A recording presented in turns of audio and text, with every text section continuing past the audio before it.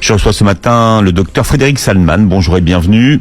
Bonjour. Ravi de faire votre connaissance. Vous êtes docteur en cardiologie et en nutrition, spécialiste de l'hygiène alimentaire.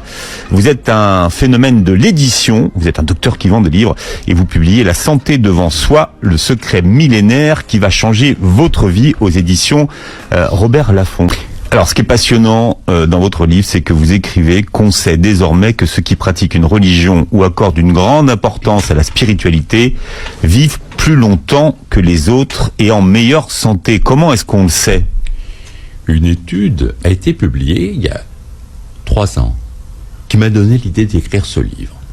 Je découvre que les gens qui croient dans une religion vivent 7 ans de plus que les autres. Et là, je peux vous dire que j'en reviens pas. J'essaie de comprendre. Et effectivement, des recherches nouvelles ont montré qu'il y a un lien très puissant entre la spiritualité et la santé. Les gens qui croient, qui ont un sens profond dans leur vie, ont une stimulation immunitaire beaucoup plus puissante. L'immunité, c'est tout ce qui nous protège de tout.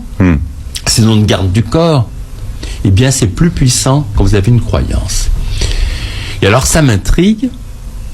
Je décide d'écouter de comprendre les textes sacrés. Et on a découvert que la prière active des zones du cerveau au niveau de la relaxation, au niveau du bien-être, de la sérénité. Autrement dit, c'est aussi un anti-stress formidable. Et en plus, on leur a fait des prises de sang en même temps. Et on a vu qu'ils sécrétaient des hormones protectrices, des hormones du bonheur, de la détente, de la relaxation.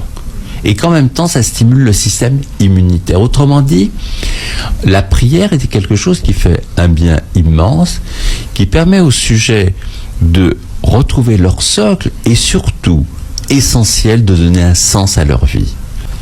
Donc, on a évalué les effets positifs de la prière sur la santé. Oui. Ça, c'est validé. Ah, c'est validé et c'est formidable.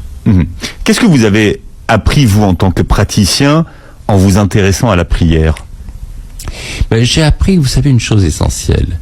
C'est que quand quelqu'un tombe malade, il ne faut pas regarder seulement la maladie, il faut regarder le sujet dans son ensemble et ne pas séparer le spirituel du physique. Quelque part, vous savez, quand les gens ont un gros décalage entre ce qu'ils sont en profondeur et leur vie, dans ce décalage va s'installer la maladie. Pourquoi il y a une maladie ? Pourquoi elle démarre ? Et une compréhension extrêmement forte dans la spiritualité, c'est-à-dire que quand les gens sont raccords, ils vont beaucoup, beaucoup mieux. Ils ont une forme d'énergie et de lumière intérieure qui les protège.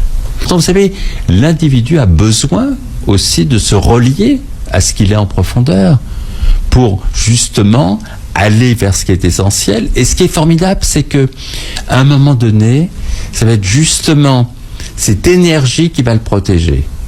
Mais il faut être en mouvement physique, spirituel et intellectuel. Crains l'Éternel et détourne-toi du mal. Ce sera la santé pour tes muscles et un rafraîchissement pour tes os. Écoute, mon fils, et reçois mes paroles, et les années de ta vie se multiplieront. Il guérit ceux qui ont le cœur brisé, et il pense leurs blessures. Il compte le nombre des étoiles, il leur donne à toutes des noms. Notre Seigneur est grand, puissant par sa force, son intelligence n'a point de limite. L'Éternel soutient les malheureux.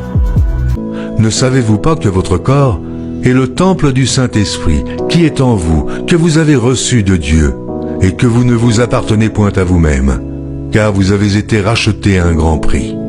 Glorifiez donc Dieu dans votre corps et dans votre esprit, qui appartiennent à Dieu.